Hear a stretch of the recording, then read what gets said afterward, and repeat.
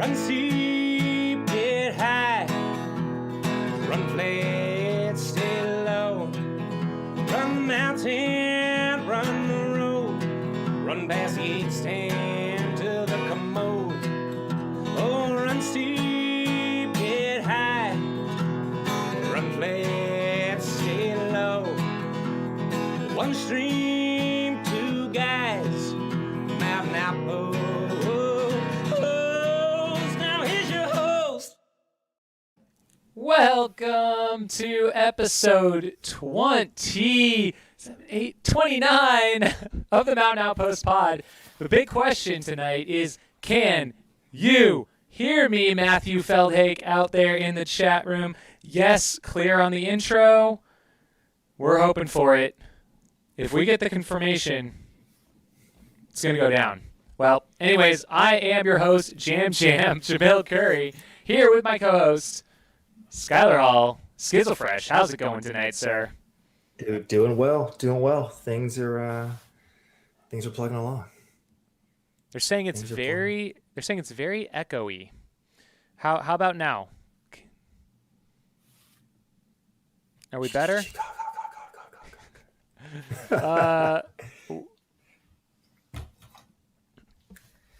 Listen, this is it's October, and so it's just ghosts. It's just ghosts that are in the audio feed at this point. That's why it's echoey. Just trying to be extra spooky for you guys. Ghosts in the studio. Are we still very echoey? No, all good now. Good. Much better. Okay, I turned off one of the other mics, so a little baby steps. We didn't have to completely re-roll the intro this time, so. People love that though. Yeah, they were just like, "Hey, keep rolling it." Seeing the intro, it's like we got to get out and do some running together more. I mean, this is true. Yeah, we're on the comeback tour. Correct. It sounds like we both might actually be running, which is rare. Usually, it's one or the other. To have both of us doing it at the same time is kind of crazy. So how are you doing, sir? Word on the street is you might have actually logged miles that appeared on Strava that weren't directly related to a 100-mile race. What's up? Yeah, well, I had to do a lot of chasing people at the Broken Arrow Sky Race. So a little, it was definitely work related, but then I got a nice run in with Courtney and with Dylan on Sunday before we came back, and that was pretty nice, actually, even though it was starting to get really smoky again. Mm-hmm. It was totally clear on Friday, pretty great on Saturday, and then it started to kind of roll in, and then Sunday, once the race ended, it got real bad. So it's the nature of being in the Sierra Nevadas right now, unfortunately, but glad that we were able to get 3 days of quality racing at Broken Arrow off. It seemed like without a hitch. So yeah, it felt like as soon as the races ended, that's when it kind of rolled back in. So I think they dodged the bullet on that one, so to speak. But yeah, for those of you tuning in maybe for the first time, what is this podcast? What is this show? We're just a couple guys talking about running stuff. We're going to touch on the whole spectrum, really. We've got the trail and ultra scene. We've got the road and track scene and kind of everything in between and beyond, I would say. Yeah. That's it. And life. Liberty and life. The pursuit of happiness. Yeah. Yeah. It's a good spot to hang out. We do have the chat going. So, I forgot to tweet this out. I should probably do that. Doing it live. Tweet it live. It's all G. Yeah. So obviously, if you're in the chat, do feel free to shoot us questions, comments, concerns, thoughts, needs, and emotions. We'll go ahead and address those on the fly if they're worthwhile. No promises. I don't read the chat. That's a Jamil problem. But then we're also going to delve into some news, the weekend that was, and then preview what is forthcoming next week or so, which is a very busy week, especially in the run flat side of the house. So how do you want to get started, sir? Do you want to do run steep news first? Do you want me to hop into the run flat? Are you drinking anything tonight? Oh yeah, that's fair. That's a good question. I have two beverages by my side. One is this, I think Murray Pepino LaCroix. It's like the extra bougie LaCroix. Um, The thin, tall cans. yeah, the thin, tall one. Is that a Black cucumber? blackberry cucumber. Yeah, I haven't had this one yet, but they're like all over our fridge right now. I did a track workout earlier, and I am severely dehydrated, so I needed something that vaguely resembles actual water. But then, because it is October, yes, we're in the final quarter of 2021 already. Somehow, I have gotten what is my favorite autumn beer. And if you've not had this and you're a beer drinker, I highly encourage you to track this down. It is from Southern Tier Brewing, Pumpkin, the Imperial Pumpkin Ale. It's delicious. It's phenomenal. It is all the joys of pumpkin spice, but in a very well balanced, very delicious alcoholic beverage. And coming in at a cool, what, 8.6% ABV might make for a very fun end of this show by the time I finish it. 8.6. Dang. That is right. That is That's where we're legit. at. But, sir, what you got? I'm rocking the 6.5%. This is just the go-to because it's in the fridge, but it's the Papago Desert Sage Orange IPA. This is a collab beer between Aravaipa Running and Huss Brewing, local brewer. And this is formerly the Hoppy Javelina IPA, and they rebranded it. So Cool. Crack it open. Oh, holy shit. Atta boy, just foaming everywhere, just off the All right, top. I'm going to need a Also, second. I was gonna shout him out. So the one and only time I've ever done any Ragnar event, Jamil and I were a part of an Aravaipa team, and this is the crazy beer opener. If you're watching this on YouTube, you can see that this is tricked out. It's really a utility knife more than anything, but this is the only bottle opener I could find. So we are getting it going. I can't believe he pulled such a rookie. I mean, I can believe it because it's Jamil, but really just foamed up his entire setup. His real high school American Pie status.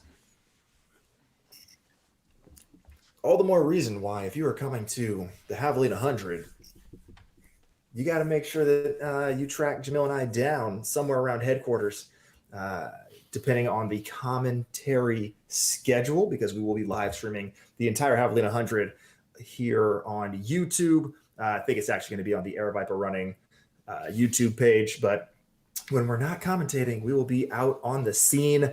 I'll be DJing in the wee hours of the night / early morning, Saturday into Sunday, which is the perfect time to watch Jamil have a couple drinks and get his real thoughts on some topics. So if you ever want to understand and know what Jamil is really thinking about the running world, that's the time. Oh, he's back. Hey, buddy.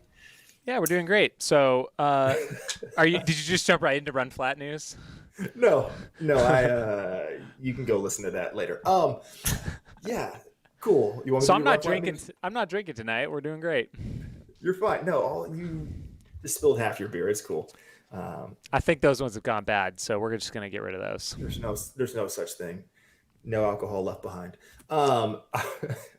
All right, I'll do some Run Flat news. So let's talk about the weekend that was, and then we'll hop forward and give a little highlight of what we'll touch on later in the show. So weekend that was, let's start on the cross-country scene for the collegiates. We gave a little bit of a preview on last week's episode. Pretty low-key week. A lot of folks are just gearing up for at least in terms of Division One, the pre-national meets and Nuttycombe that are coming up in 2 short weeks from now. But we did have some competition at that Joe Piani Invitational at Notre Dame. On the men's side, Notre Dame ran literally nobody of note. So the number 2 team in the nation really just sandbagged their own home meet, took 11th place, nothing too crazy there on the men's side. We saw a Furman team come out and win that pretty handedly. On the women's side, NC State, the co-number 1 team in the nation, just dominated, scored like 38 points to just Like, you just don't see that often, especially when you have the number 3 team in the nation also in the same meet. But they beat them by like 56 points. So NC State 38 points over New Mexico's 94. Alabama took the top 2 individual spots and then took 3rd overall as a team. Don't sleep on them. They actually had one person who wasn't running in this meet. So if they can get that 5th runner score down a little bit, they might actually have a chance to take a podium spot come nationals. But Joe Piani on the women's side, fantastic domination. On the men's side, left a bit to be desired. We had the Paul Short run. It happened. North Carolina with the 1-point victory over Villanova on the men's side. Both of these teams were, I think, tied for like ranked 23, 24, 25 in the national polls. So a good showing for them, especially to take down some other ranked competitors, including some Division II talent in Adams State and Division III talent in John Carroll. On the women's side, came down to a tiebreaker. Northern Arizona beat the tiebreaker over Villanova. Both of them were tied at 85 points, but Northern Arizona had a better 1st, 2nd, and 5th runner, because in college it's head-to-head, 1st runners, 2nd runners, 3rd runners, 4th runners, 5th runners, instead of the who had the best 6th place. It's a weird thing. Don't trip off of it. It was fine. On the Live in Lou Cross Country Classic, that essentially was the de facto Division III pre-nationals, because Louisville will be the home of the Division III national championships in November. We saw, how do we put this? MIT on the men's side just like really put their stamp on this race. They won with 90 points, I believe, over Claremont Mudd Scripps. Pomona Pitzer was not at this meet. Neither was Williams. So those would have been your top, those top programs to go against MIT. We fully expected them to have a pretty dominating performance, and they did achieve that. So we'll see what happens here in the next couple of weeks as we get back to that regional sort of structure. On the women's side, Claremont Mudd Scripps just cruised, just not even close. UW La Crosse, I think, was 2nd on the women's side. So just pretty much played scratch for the Division III pre-nats. But we'll see what happens now that we are getting to the crux of what postseason sort of looks like with the conference meets coming up here in, I believe, 2 or 3 weeks. So that's the cross-country scene on the college side. But the pros, they were out there crushing it as well, specifically in London at the London Marathon. It was the most deep women's race that we've ever seen. We had 5 women dip under the 2:19 mark. That's never been achieved before. Led out by Jocelyn Chepkosgei for the win in 2:17:43. We had really, it was just like a huge pack of the women went through the half together. And at that point, you were kind of looking at it like, we don't know how fast this is going to go, but there's going to be a lot of depth in this race. And that's exactly how it played out. So the first 5 women under 2:19, 6th place was at 2:20 mid. And then we had 2 more women in the 2:21s. So very heavy on the top end for the women. On the men's side, we still have not seen somebody in the World Marathon Majors break 2:04 thus far. So we had Sisay Lema, the surprise victor, in 2:04:01, which is kind of a bummer for him, because the way that the prize money worked out for London is, yes, you get certain money for winning, but you also get these time bonuses. So if he'd have just ran 2 seconds faster, he had literally thousands of dollars more coming to him. But naturally, as one would do when they're finishing at a World Marathon Major, you're kind of like shouting out the crowd and waving. And you're like, yes, this is it. It's finally happening. And that 2 seconds cost him in the pocketbook. I'm sure his sponsors at Nike will help him accordingly. But Lima did miss out on a little bit of a payday. But hey, when you can win the London Marathon, you should embrace that moment, because it doesn't come every year. And then Vincent Kipchumba was in 2nd. People thought that he had a legitimate chance going in to battle. He was just 27 seconds back. So all in all, pretty, I'm not going to say mediocre day on the men's side, but folks were hoping for some faster times, especially since Berlin hadn't been particularly fast. So now all eyes will turn this weekend to Chicago, which is also notoriously a faster course, and to see if finally in one of these World Marathon majors, one of the men can break 2:04.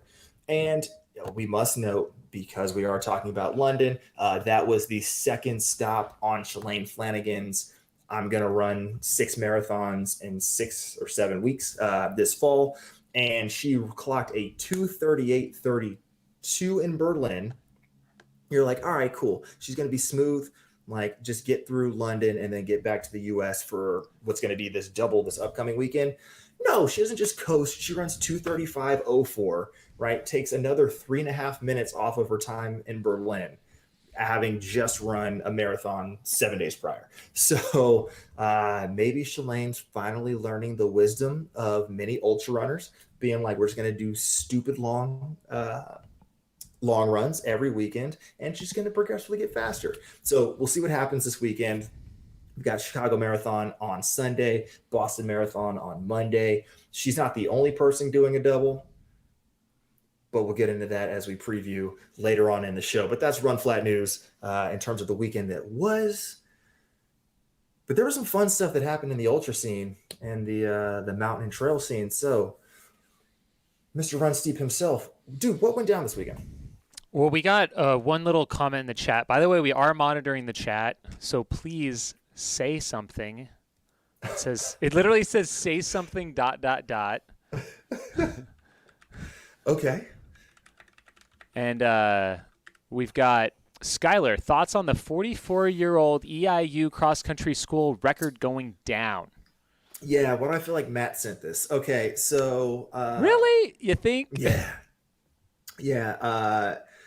So if you were a fan of the pod back in the spring, we talked a lot about EIU, partially because of some interesting race results in the middle of the season with some weird lines on the track, but also because they had some pretty stud folks qualifying for their national meet. And so, yeah, it was only a matter of time before the big names kept coming out. I didn't expect it to happen this week. I thought it was going to be more of a regionals nationals conversation, especially since Louisville is historically a fair but relatively fast course. But yeah, EIU. And Matt, you just wanted to shout out the course record, the school record did go down. And so let's give some love to Dustin Hatfield, 23-28 at Louisville. He did the damn thing. I'm not saying he's going to vie for the individual title come the national meet, but 23-28 is fast for an 8K. It is respectable. It's good. You should feel very happy about that. And if he can keep this momentum going when the conditions get a little bit more muddy, then he's in a good spot. He's in a good spot for sure. So that's it. Those are my thoughts. Expected at some point. He's a little ahead of schedule. Let's keep that energy until November. All right. That was well. We do have another question here. This is from Chris Warden. Hey, Chris, what's up? Got your email. We'll respond shortly. So he says, just tuning in. Have you hit on the IAU shedding the 1,000 mile, 1,000K, and 144-hour disciplines? We haven't yet. I haven't barely, honestly, even been able to digest that yet.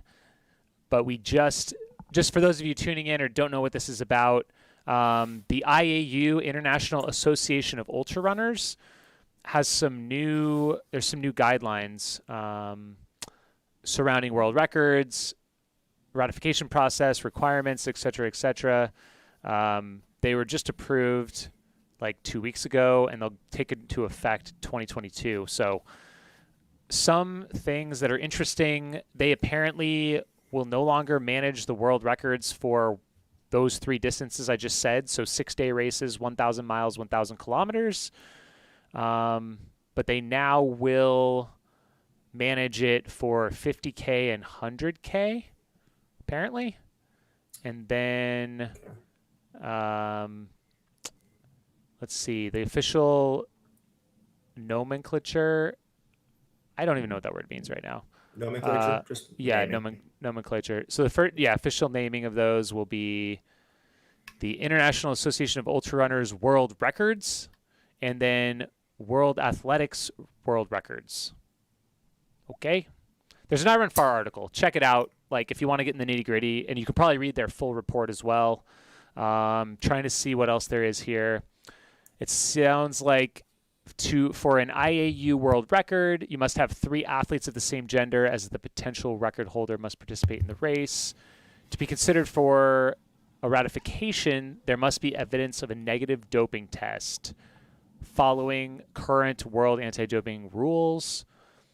For an IAU world record to be valid, the event must take place using World Athletics regulations and must have an IAU label. That's like the bronze, silver, and gold label. So events that are pursuing world records for 50K, 50 mile, 6 hours, 12 hours, 24 hours, 48 hours. Did I say 100 mile, or do they not have that? 50K, 100K? Yeah, 100 mile. 50K, 100K. You need to get an IAU label. So just, it's like a alert to race directors. Get your IAU labels. All right, 2 quick follow-ups for you. I don't know if you have this information off the top of your head. One,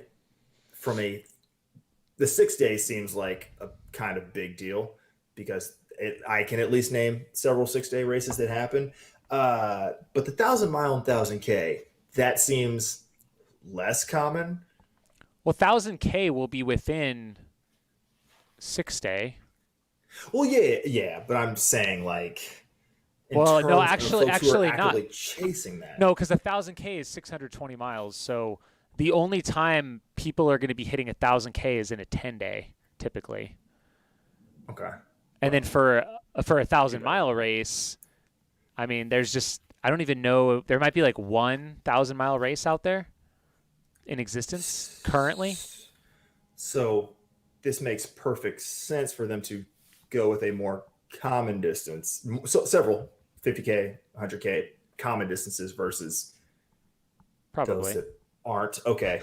So that's the first part. Second part, from a needing an IAU label thing, is this like one of those money grab situations? Are we officially on the like, you need to pay to then be labeled for this and have a shot at it? Like, is this an opportunity for them to capitalize financially? Not saying that that's their main motivation. It's just the question I have off the jump. You know what? It's been a minute since I've labeled one of these of our races. I'm trying to think if there's even a cost to it, though. So that would kind of negate that. I mean, yeah, if it's free and it's just like, hey, you need to certify that the course is legitimate distance and all that, that's fine. But if it's like, hey, you have to pay us $120 or 200 euros to certify. I think the biggest thing is that there is like someone checking that it's a measured course, and it conforms to like the IAAF or the World Athletics regulations, essentially. No, that's all right. They're free. They're free. Cool. All right. So just making sure. It's more about I think it's more about making sure that it's legit and recognized, and it's not just someone kind of making something up. Okay. So that's just for the bronze, like the bronze base level. I don't think they specified it has to be a certain color, because there's like the silver and gold, and you have to have like a certain competitive field or a certain number of record holders that are like in the race to qualify for that, or have a certain number of records that have been set at that event. So, gotcha. Okay. All right, that was a lot. I mean, I can't believe they turned their back on the 6-day. Unbelievable. That does seem a little odd, but that could also be American centric, just because we have like 6 days in the dome and we have No, you 6 days. know, 6 days global. yeah, I don't know. It This is. I'm a run flat side. This is why I'm looking at you. Like I don't know. You tell Yeah. me. I mean, it's probably fine. We're still doing the 6 days, so still doing them. Hey, it's fine. It's not about records all the time. Sometimes you just want personal glory. So right. That's embrace right. it. Let's see here. Alan Stark, cops in the chat. Arkansas Traveler was this weekend. Unfortunately, the guy I was following DNF'd. We will talk about that in a second. And then AJW, who do you guys have on the podium at Javelina this year? Let's I don't know. I honestly maybe we need to like do that in next week's show, like a dedicated episode. Which is to say I need to research. Yeah. And we just let in, I think we cleared the wait list, I believe, this week. So I think there's like 7 spots available. You can just go sign up right now. So there's probably been some late additions that we need to circle back on. I did see Cole Watson this weekend out of Broken Arrow. I bet you did. And I know he's running. It's gonna be a great field. Hoka Bondi X's? 10s? X's. What do we call them those? Is it Bondi 10s or Bondi X? I don't know. Whatever. Every Hoka athlete's been hyping those over the past 5 days. And Javelina is like the one ultra, well, I guess Tunnel Hill. So 2 ultras that you might actually be able to get away with that shoe. So it'll be interesting to see. All right. Javelina 100, sponsored by Hoka. That's right. So, yeah, on the trail news, trail and ultra news, Broken Arrow was this weekend. I was fortunate enough to be up there. They had 3 days of racing, 4 races. So the VK, Vertical K, was on Friday. And we saw Solomon athlete Darren Thomas take the win on the men's side. It's funny, Darren apparently ran Barkley in 2015, and I totally didn't realize he was out there, which is really funny. He would think he was like just graduated college, or he was still in college when he ran it. But he had a really great run at Mount Marathon earlier this year, and he's been kind of tearing it up on the mountain scene lately. David Sinclair was right after him. He's another name that is tearing it up on these types of runs. And then Allie Mack was first for the women for the VK. Hillary Allen was second. And next day we saw it's like a 45 or 48K. Typically it's a 52K. They had a little adjustment. Allie Mack doubled back, took the win. It's a 2-loop course. And first place for the men was Seth Ruling, and he destroyed everyone. He had a 16-minute lead. And I was running with him for a minute there, and he was asking me about Black Canyon and if I could let him in off the wait list, which is really hilarious. Like, okay. Good job. We'll see how Keep you it do. up. You got to win by 20, then we'll talk. Yeah. And then the last race was on Sunday. This was the 26K. It was a little short this year as well. And this was a World Mountain Running Association race. It was also the finale of the Golden Trail National Series for U.S. Canada. Mm-hmm. And so the top 3 from the series, they had 4 races in the Golden Trail National Series, are all going to the Azores, which is the final or championship for the Global Series. So that was kind of cool. It was a little weird this year because we had 2 U.S.-based races, Pikes Peak and Broken Arrow, and 2 Canadian races, Quebec Mega Trail and Whistler Alpine Meadows. And so because of the travel restrictions in Canada, I don't know of any U.S. athletes that traveled to Quebec. There were no competitive ones that traveled to Whistler Alpine, and no Canadian athletes made it down here. And I don't think they even ran the other province races. So essentially, if you were decently competitive and you went to Pikes Peak and Golden Arrow, you got a good shot at the series. So not to downplay those that did win it, but Joe Gray, Darren Thomas, David Sinclair. Oh, no. Andy Wacker, I'm sorry. Those three were your top three in the 26K. And it was pretty exciting. I was filming about 2 miles from the finish when those guys came past. And I put this photo on my Instagram story. You could see like all three of them right in a row on the trail, just within a few seconds of one another. Darren was officially 2 seconds behind Joe at the finish. He was gaining on him the whole downhill. And then Andy Wacker was, what is it, like 25 seconds after Darren or something? Super competitive there. Yeah. Legit. And then Janelle Links had a bit of a cushion. She won in 2:14, and then MK Sullivan and Bailey Kowalczyk. So, yeah, it was a good time. They had their live stream. They had it on the VK on Friday, and then the 26K on Sunday. Did you catch any of that? I did not, unfortunately. Running my own race on Sunday, and Friday I had work. So, yeah, missed it. But did hear good things from people who did have the luxury of seeing it. Obviously saw a lot of great content come out on Instagram, especially for Debo hyping it up before, during, and after the fact. But hey, before we get too far, there was also a fourth race that also occurred on Sunday, that 11K. Yep. And we got to talk about it for one main reason, which is near and dear to my heart for two reasons. One, in terms of run flatness, and two, Bay Area love. We had a track athlete run her first ever trail race, and I think she's like, a year postpartum again. She's notoriously been crushing it. Do you have this photo? Should I send it to you? Can we pop it up here? I don't know if I have the possibility to get it up at the moment. I think our stuff's a little messed up. That is absurd. Let me see if I can pull it up on my. Oh yeah, we could pull it up on the screen. Yeah, let's do that. Or just from a phone or something. Maybe I can get it on the iPad and show it off. I believe in you. Broken arrow. It's great audio content. No, so Alicia Montano.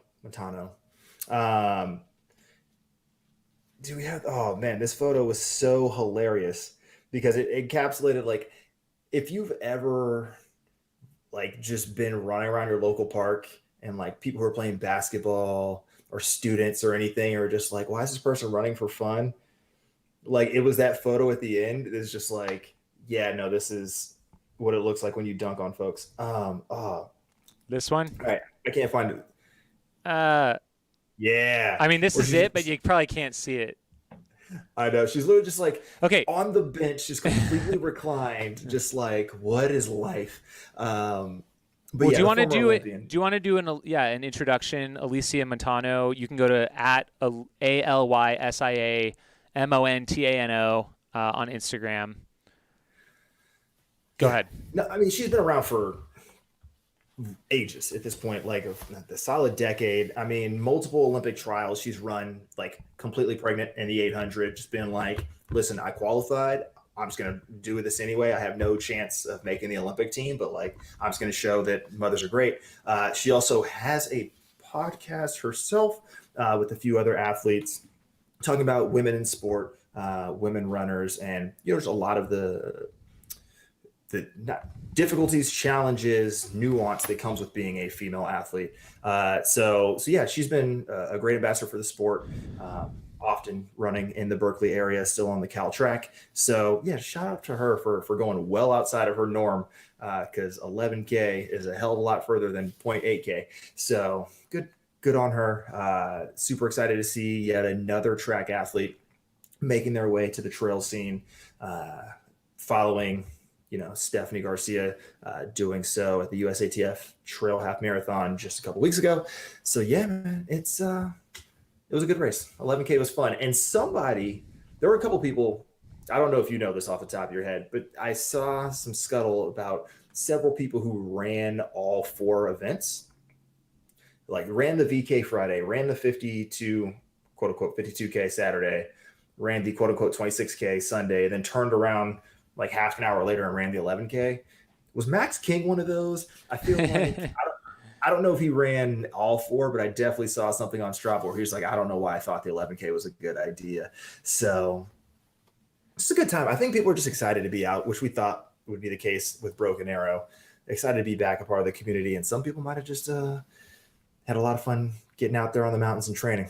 It's more vert in 3 days than I typically do in a month, probably 5 months. So good on them to make it happen. Yeah, so Alicia, she also, I got to mention, has her own activewear brand for mothers. I don't know if you knew that. It's called Caden Shea, and it has like a access for nursing. So check that out. Got to shout that out. They had a great women's panel. We actually Sunday night before we flew back, we all did like dinner and drinks, and she came out. It was a lot of fun, just kind of getting to know her more. I think her youngest is 20 months now, but her husband drove the kids out for the day, and they were at the finish line. So that was super fun. And so she's excited to be on the trail scene. She runs in ultras now, and she's pumped. She's like, I think we'll be seeing more of her. She seemed to have a good time. Logan Williams was the instigator behind the quad. So he ran all 4 races. He shotgunned a beer in between the 26K and the 11K. And then all of the Solomon teammates. So that's why like Max, and you saw Kieran and I think Jeff Stearns. So they all ran the 26K, and then they joined him for like a cool down lap. And Max was saying they got to that first aid station on the 11K, and they were just like parked themselves there, just chowing down. So it was like a cool down basically, but it was good. Still count. Listen, you can't cool down with like 2,000 feet of climbing. I'm sorry. It's just not acceptable. In the 11K, yeah. Well, it did take them a really long time. I think it was a couple hours. So I mean, it was a good time. Someone was asking how the coverage worked out. You can go watch it again, and it is available on YouTube. They did 4 hours of coverage on Sunday. I was watching and listening to it at least the first couple hours until I had to chase people back down the mountain. But that beta was great. Courtney DeWalter was an on-course correspondent. They had some really killer drone shots right at the Stairway to Heaven, the ladder that's up at the top of the resort there. And I think there was a lot more in the second half. I just didn't catch it. So you can rewatch it, the Broken Arrow Sky Race YouTube channel, and it was also on the Golden Trail Series YouTube channel, so you can check either of those. Matt Feldhake in the chat says it was really good, so go check it out. That's Broken Arrow. Sweet. But there was some stuff happening down the road, down the highway, down 50, 80, one of those freeways. Down in Sacramento, we had another ultra, the USATF 100K championships were happening in a admittedly very warm Sacramento. It was an oddly hot Northern California weekend. It was like 85, 90 degrees in the Bay Area. So Sacramento had to be like 100 plus, but it was an interesting field. Let's put it that way. Do you have the results up? No, I'm trying to find them. So that's the weird thing. It wasn't. I actually was looking at some ultra results because I was scripting a show, but I Run Far. It seems like they completely missed it, unless I'm brain dead. But I don't think they caught it. So luckily, our good friends at Atra don't miss anything. So they were covering it. They were tweeting out about it. The whole like USATF Mutt channel was going. Listen, this is what it came down to. Rajpal Panu just stunted on everyone. Won for the men. in 6:57:33. He is originally from the Sacramento area. He's been training up in Denver during the pandemic because he had like remote teaching capabilities. And so he's like, I'm just going to go to altitude and like live his best life. Came down for Carbon X2, obviously did phenomenal things there. And so this is the first time we've seen him in a little bit. But he gets his first national champion. I'm pretty sure it's his first national championship. Jeff Burns was second for the men in 7:44:12.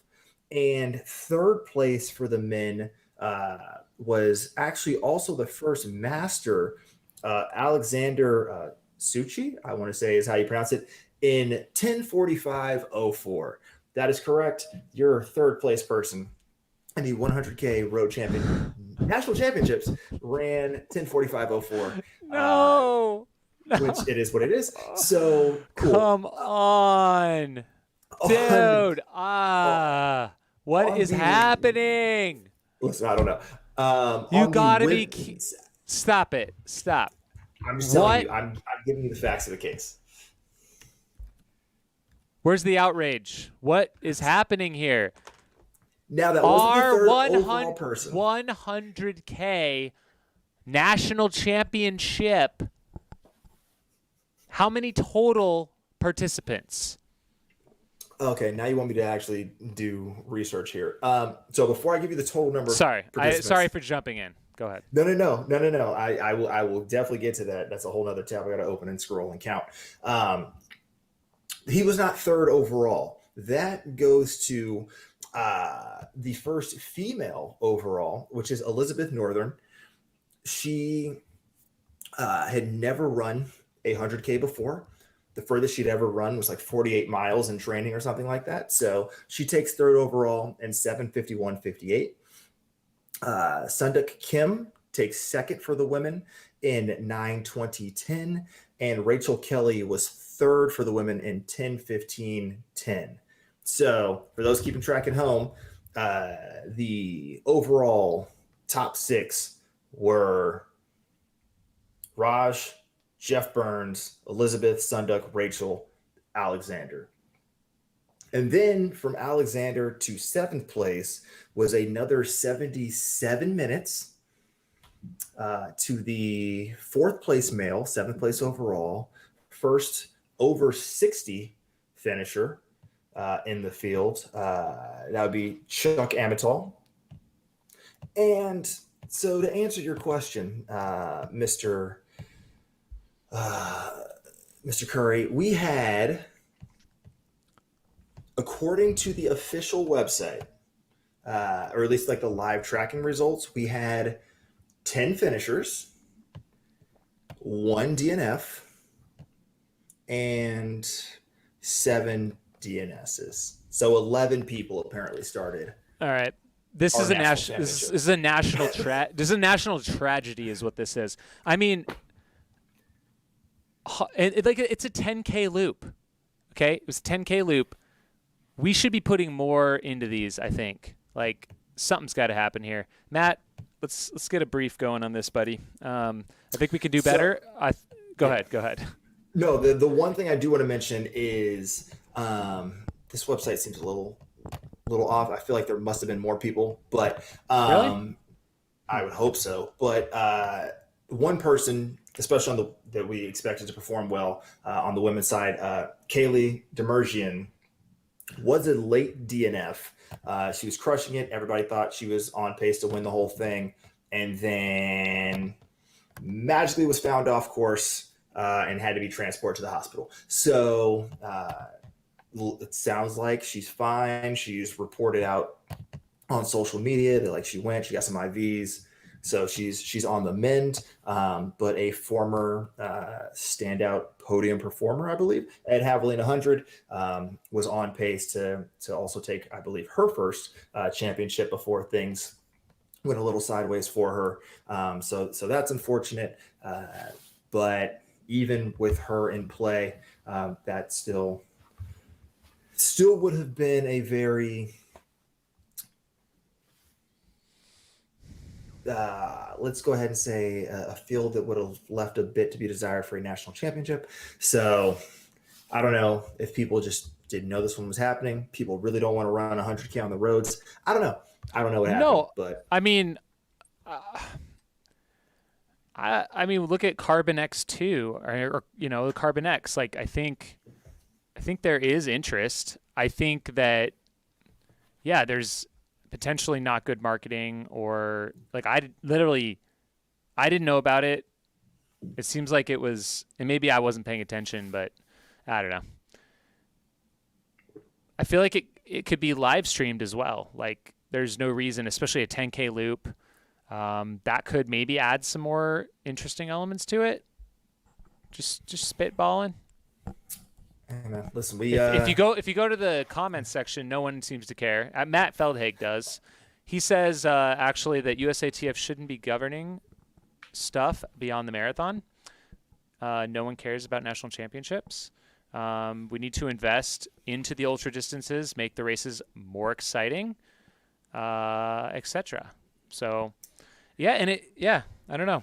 It feels like there are a lot more athletes that want to run fast, but like the national championship being held on a 90-degree day in Sacramento. I mean, also probably not the best choice. I think that we need to see cooler temperatures than that if we're like going to have a national championship. well, the issue, I don't know if that's specific to just this event though, because we also have Jackpot that serves as the 100-mile championships in April in Vegas or outside of Vegas. So not a cool time in Nevada. Like maybe these were rescheduled events because normally Jackpot I think is February. So maybe maybe we don't know the whole story and it got rescheduled and that's why there was such a small field. So maybe this is my chance. This could have been you. You could be on the team. I could listen. Raj was going to take that, sure. But yeah, because how many spots make it? I don't think it's like an outright top 3 automatically go. Like I think it's still a selection based. There's like A standard, B standard type things. But damn, like this would have been. I don't know. I wanted more personally. That's just me. Yep. What's next year? Let me look at 2022. Let me just start building my season around that. That's right. I don't know. I shouldn't be so harsh, but this was just a gut reaction. It would be exciting to have, 100 athletes going at it, on the roads. That's it. All right, let's look this up. 2022 US 100K team qualifications. All right, we got some ideas here in the chat. Number 1, advertise the race. Number 2, put together a live stream that keeps people's attention. 3, put up some real prize money to attract top racers. And get Vegas involved with live betting. Love it. Yeah, this is even the USATF page for this is kind of all over the board because it's to qualify for the 2022 national team. The selection window started at the beginning of 2021, but they're really looking at 22 JFK, comrades from this year or next year, and this year's Tussey Mountain Back 50 miler, which is in 2 weeks. All right. Plus the winner of the 100K national championship. So basically, this is a national championship that is not going to be useful to really move you onto the team. Because first place gets a spot though, right? Theoretically, but here's the thing: in terms of the current folks who are have met some criterion of time standards, top 3 at the World Championships, national champion, auto qualify. Yes, national champions auto qualifier, or hit specified races on the men's side. All 4 current qualified athletes are from the Carbon X2 event. It's Walmsley, Raj, who will again move into Criterion 3 and be an auto, Chris Brown, and Craig Hunt. The 4 people who broke 7 hours. That's it on which the is men's side. which is great. I mean, essentially that was your championship right there, except it was Hoka athletes only, you know? Like, we should just grant them the championship if they do it again, and then have them be able to invite or have other people attend it. That'd be pretty cool. So apparently, if we really care about the 2022 U.S. 100K team, Tussey Mountain Back 50 miler on the 24th, and next year's JFK and Comrades. Those are the big, focused, well-established races we need to keep our eyes on, or people just running crazy fast, sub 540 for the men, sub 640 for the women in the 50 mile. That's what we're looking at. On any course you want, though? Yeah, I mean, as long as it's certified, sure. That's what it looks like. So if you're at home and you're like, I'm tired of virtual races, train for that 540, 640 timestamp. You may have a shot at making this 100K road team. Just say it. All right. So what we're hearing is we're gonna be scouting a course for a 100K championship for 2023. Great. We'll put a bid in, maybe. Project. No, wait. Course. Not Marathon Project. Carbon X2. Same thing. Just take that loop. Let's do it again. Yeah, exactly. Run it back. 100%. All right, we got a lot of action in the chat. They're really picking up on this now. So we got some real good brainstorming going on here. We got to touch base with this. So we got to get Vegas. So we got the Vegas involved. DraftKings with the betting, apparently. Bring back the heyday of pedestrianism. We're talking, we'd like to see 6-day races come back to Madison Square Garden. Or if ultras became the new horse racing as far as betting goes.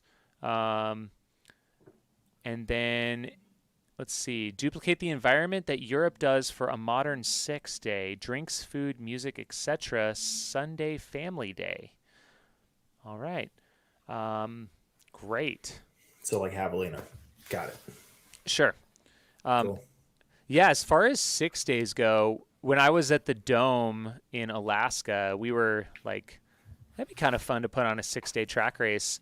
They are apparently building an indoor 400-meter track in South Scottsdale. Yeah. Uh-huh. Interesting. Okay. You could hold it whenever you want to. I can get down with that. Yeah. Is it going? So, but the big thing, not even though it's a 400-meter track, they're not all created equal, and so it's how tight are the turns. That's gonna be the question I have, if it's gonna be for ultra purposes. But that's fine. Would a normal 400 work?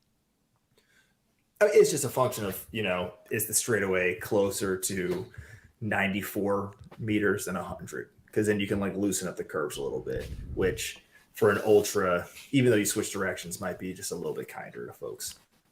It's a real inside baseball question. We'll see. We just came across it after the Dome, and it's still like a conceptualized thing, and it was going to be built in 2 phases. So, we have to like see if it actually becomes a reality. But it's being put together by someone that owns like a coaching app platform is like a run coach or has a track group. So their phase 1 is going to be I think a 200-meter track that's banked inside of a bubble, I guess. And then like one of those blow up, you know what I'm talking about. Yep.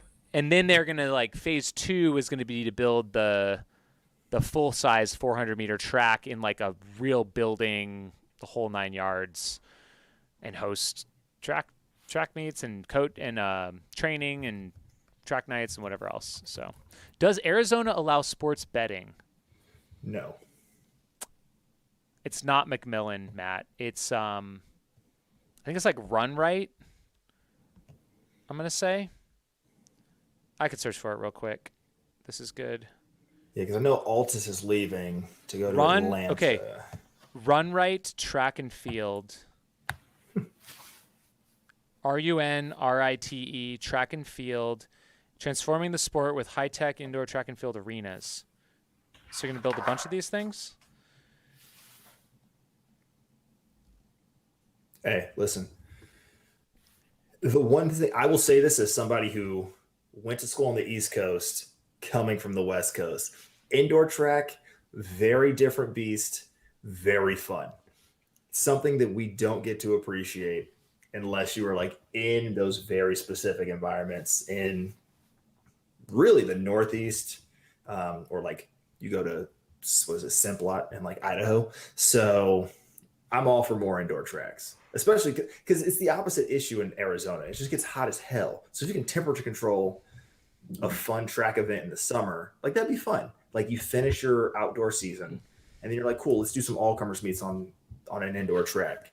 200 tracks are crazy, but they are fun. So I'm here for it. So yeah, this thing, actually it says that there's going to be, oh, this is really interesting. So they're apparently going to build a facility in Arizona and in Texas. And it's going to be a host site for over 48 weeks of indoor track and field competitions, as well as the home of the Run Right Runner Fitness Challenge. I don't know what that is, but I'm a stunt on them real hard. Well, if the Run Right Track and Field Challenge gets us indoor tracks in AZ and Texas, I'm in. Go for it. Well, I'll do the challenge. Let's go. I can only imagine like what a 24-hour on a 200 track would feel like. No. We can't have it on a 200. It's got to be the 400. There's no compromising on that. No, I'm aware. I'm just trying to think of what that would be like. It's like, cool, I'm on this bank. Like you would jack your hips up so bad. It would be nuts. Yeah. It'd be so insane. But man, I have had some of my best. Actually, my 800 PR is on a banked indoor track in Reggie Lewis. How'd that feel? I had to hop a guy. Honestly, that race was kind of crazy because I used to do jumping jacks on the start line, like it's my last like primer thing. And apparently the dude just like didn't see me doing them. So I literally was like doing jumping jacks and I was like, oh, we're all getting set. So I was literally getting into position as the gun went off. So I just like had this rolling start. And I'm like, that's not legal, but here we are. I was already in the back. It didn't matter. And then on the last lap, the dude in front of me like stumbled and I was like on the inside of lane 2, like in the bank. So I'm like in the turn, like curving, and he stumbles and I'm like, this is how it happens. Like I'm gonna have to like bring out the steeplechase moves over this DI. Luckily he kept on his feet and I went around him on the back stretch. I'm moving. We come onto the home stretch 4 wide.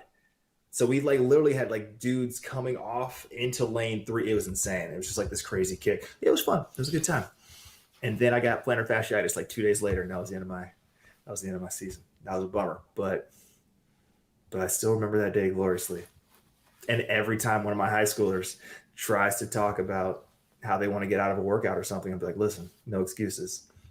This was me in the 800. Like, I don't care if something happens around you. You better get around it and make moves happen. I just stunt on my high schoolers. That's my coaching philosophy. That's the takeaway from this. And I used to have wheels. And I still demonstrate them on occasion when I don't pull my hamstring in the process. Thanks, adulthood. I was just trying to chase Joe Gray with no fitness. That's dumb. Yeah. Yeah. Even though we had this entire conversation last week, like he was going to win this thing. Happy that prediction played out. Didn't think it was going to be as close as it was. So close. So freaking close. Yeah. The one thing that I wish they had was like my only critique of the live stream is like, we needed that closing drone shot. They had someone chasing Joe. You could at one point see, God, we got to get this iPad hooked back up so I can just show this footage on this podcast because it's so good. You see like Joe Gray and then like Darren and then Andy, but then they just sit like right behind Joe chasing him down the mountain, which is really cool. It felt like you were like running right with him, but then you didn't see where Darren was until like the finish shot went live. And then it was like, he almost caught him right there. Yeah. It would have been one of those moments like the Justin Grunwald where you can just see it. You're like, what is he going to do it? And just catching him all the way down. So just add some aerials to the finish and we'll be good. No one gets hurt. Yeah, I mean that's always the tricky part, like in cycling, where like if the gap gets small enough, like all the cameras and the team cars like have to get out the gap so that the cyclists can bridge up. We just got to figure out a way to communicate to media folks when we're filming things like, hey, like that guy's coming, like get out the way. You can duck in behind him, and then you get that second person view, which is also tight. But yeah. We've come a long way with live streaming ultra races domestically in the last year. Like, I'm not gonna we're getting really nitpicky. I get it. It's fine. Oh yeah. But, Well, it's because we got spoiled at Black Canyon with Tony Hill's like amazing drone shots. We do want to make mention here of something that happened at the Marathon de Saab. There was a runner a French runner passed away during the second stage. So just wanted to like make mention of that here on the pod. And so the Marathon de Saab is a stage race, of course. I think it's probably the most famous one in the world, 35-year-old race. And I think it was during the second stage, second day.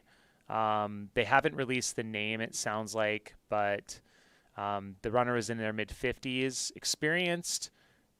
They have like some pretty intensive health physicals by doctors prior to the race, so passed all the medical checks, completed the first one, and then sounds like had some sort of an episode and out on the course and fell to the ground. And it sounds like they had some help immediately there, so they had doctors. Two runners that were running the race were doctors, and they were like right there, so they immediately began helping. They activated the SOS beacon. They had a helicopter there. Sounds like the medical director was there within minutes, I guess. So I don't know how many minutes that means, but they were not able to resuscitate him. So just like, thoughts to that runner's family and to everyone out there that's running that race. Life is fickle. So take nothing for granted. Yeah. That's it on that one. What else do we got? We need to cover anything else? Yeah. Yeah, obviously. It's a pretty big weekend. So, at least on the Run Flat world. So we have 2 World Marathon Majors happening here stateside. We have Chicago Marathon on Sunday. We've got the Boston Marathon on Monday. Let's start with Chicago, shall we? So let me pull up the entrance list. If I can find where I put that tab.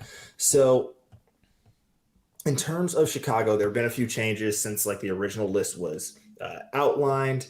So we've had a few extra people hop in, but in terms of big names that many people who listen to this podcast will recognize, Sarah Hall in, Galen Rupp in. We've got a few extra folks that got put in. Jacob Thompson, the American Ian Butler has been moved up to the elite field. Sarah Pagano on the women's side has been moved into the elite field. Tristan Van Ord. We also still have Ruben Kipyego, Dixon Chumba, Kengo Suzuki. Like, this Chicago Marathon is going to just be mayhem off the jump. As long as the weather accommodates, we're going to see huge packs running very fast. I'm not going to say that Galen Rupp is swinging for the American record, but if he's trying to bounce back from his 8th place finish in Tokyo, there have been rumors that he might be trying to, atone for that situation. So Chicago on Sunday, going to be fast. Realistically, it's probably the last real, like, quote unquote fast world marathon major that we have left. Boston and New York, not known for being fast, and Tokyo's not happening. So if you want to see a sub 204 on the men's side, Chicago's going to be where it happens. And if he can get dragged along, this could be an outstanding performance on the men's side. Women's side is just going to be deep. It's not going to be as deep as London, but we'll see a lot more. Hopefully, it looks like we're going to see a lot more back and forth action happening, competitive for the win. I want to shout out that we have 3 wheelchair athletes. Got to show some love to them. So let me make sure I pull up the full names here. So we have Marcel Hug and Daniel Romanchuk on the men's side, and Tatiana McFadden on the women's side, going to be towing the line at Chicago, hopping on a plane, and all 3 of them will then be participating in the elite wheelchair fields in Boston, as will obviously Shalane Flanagan going for her 3rd and 4th sub 3-hour attempts. So get excited. It's going to be mayhem. Speaking of Boston, these fields are going to be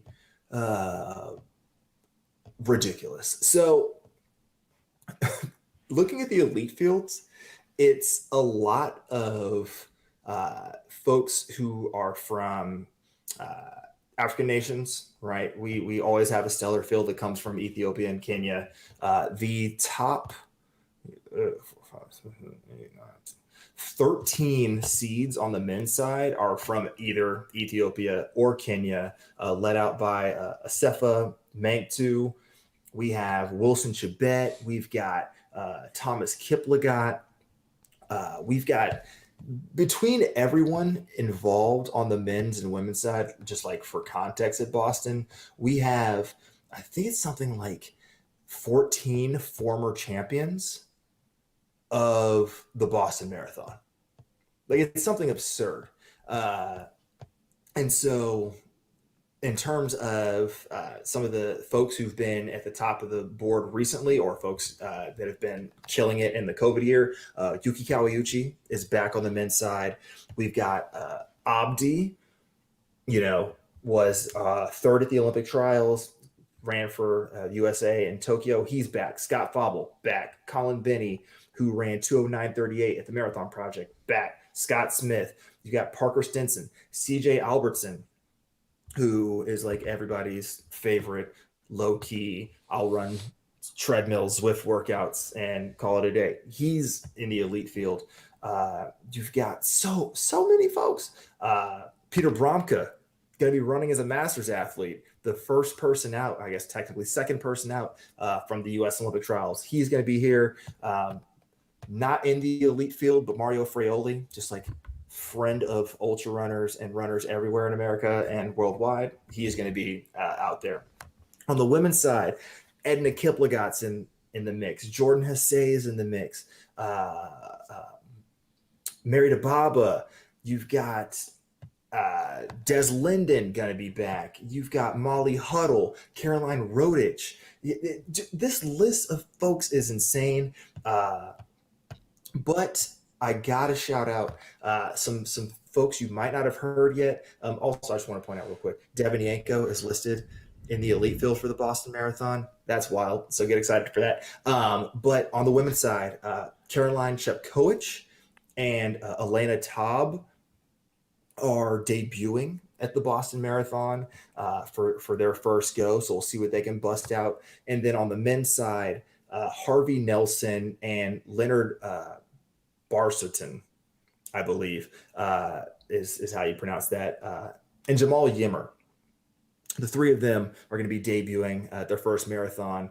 Harvey Nelson has like a whole sweat elite video that you can watch on YouTube. You might actually have a couple. He's from Flagstaff, McCurdy trained pro. But this is going to be a nuts Boston field.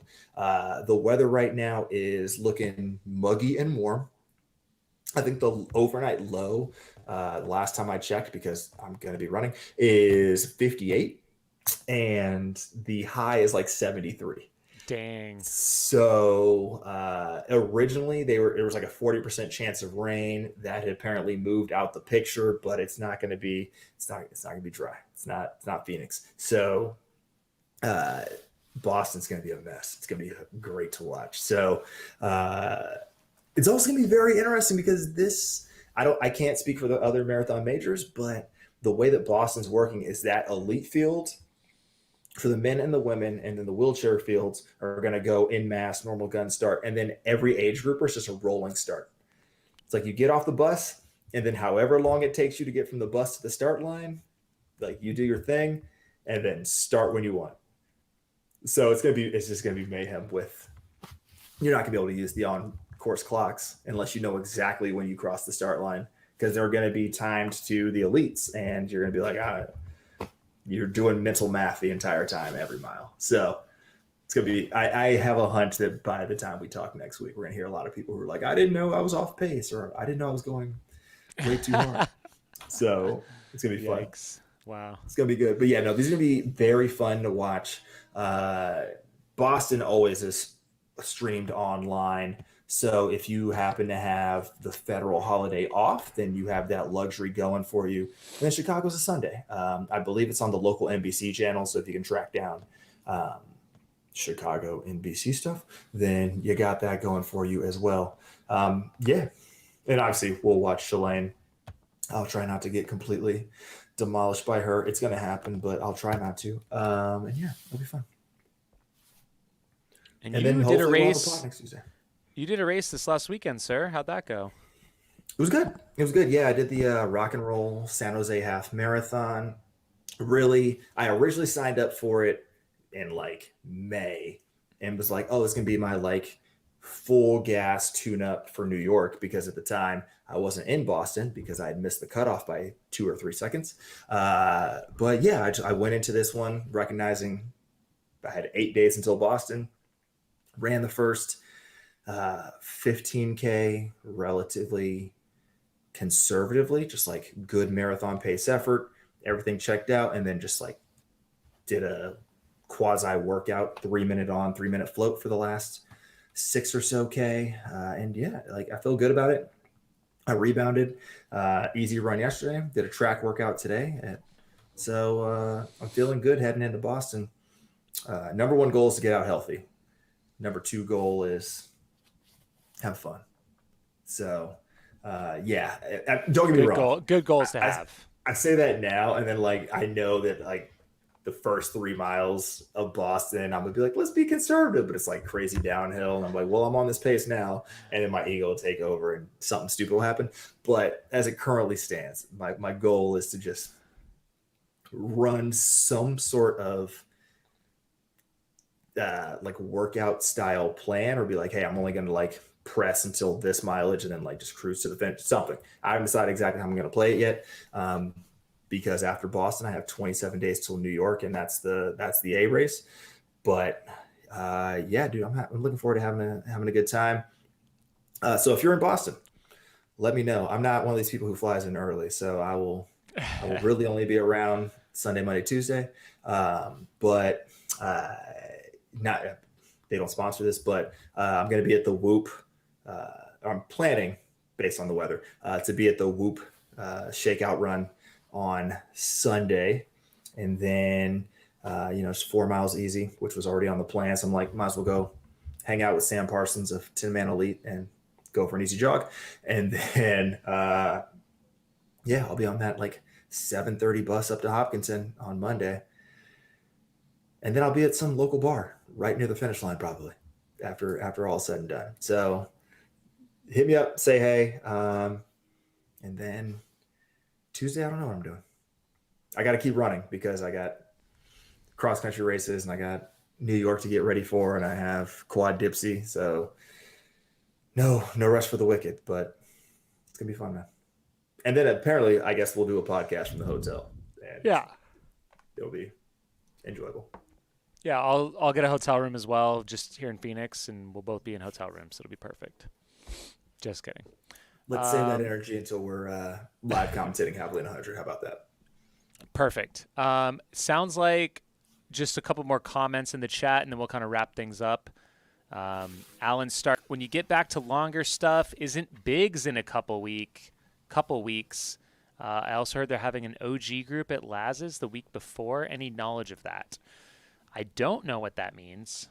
I think there's like the Little Dog front yard ultra going on. You'll have to catch the news for that, but Biggs is coming up, and we should touch on that. Maybe next week we can do a preview. That would be exciting to talk about. I think there's going to be some other big announcements in the next couple days regarding Biggs that you should stay tuned for, and we can discuss that next week. I'm not running it, and I'm not going. That's not what it is, but it's something else that I am privy to. Okay. Okay. Cool. I like it. That's all we got. That's the show. Good. Yeah, you're gonna have to carry next week's show because I will be knackered from running a marathon. So all right, I'll be ready. Thank you for teasing content already because I'll be asleep. It'll be great. Perfect. Yeah, dude, it's gonna be fun. I'm excited for this weekend running. It's gonna be a fun week to just track folks and just get excited about what the fall can bring. Right, leaves are changing. It's getting a little cooler. It's getting darker earlier. This is true, but like you can get outside, get hype off of all the energy that's happening in the running space, and like just keep it moving. So take this time to like reflect on yourself, figure out what you want to do for the last quarter of 2021, and like let's just get things going. Q4, baby. Let's streak it. Dude, I like it. I like it a lot, and I like all of you. Thank you for joining us. Appreciate you guys for being here, especially if you're live in the chat. Make sure to share the pod with a friend, either on the YouTube page, search for Mountain Outpost, or on your podcatcher of choice. Steep Life Media channel was where you find this bad boy. And we will join you all next week for more content, running, life, love, happiness, and whatever stupidity the rest of the world brings. That's been Jamil. Jam. I've been Skylar. Skizzle Fresh. This has been a podcast. And we'll catch you guys next week. See ya.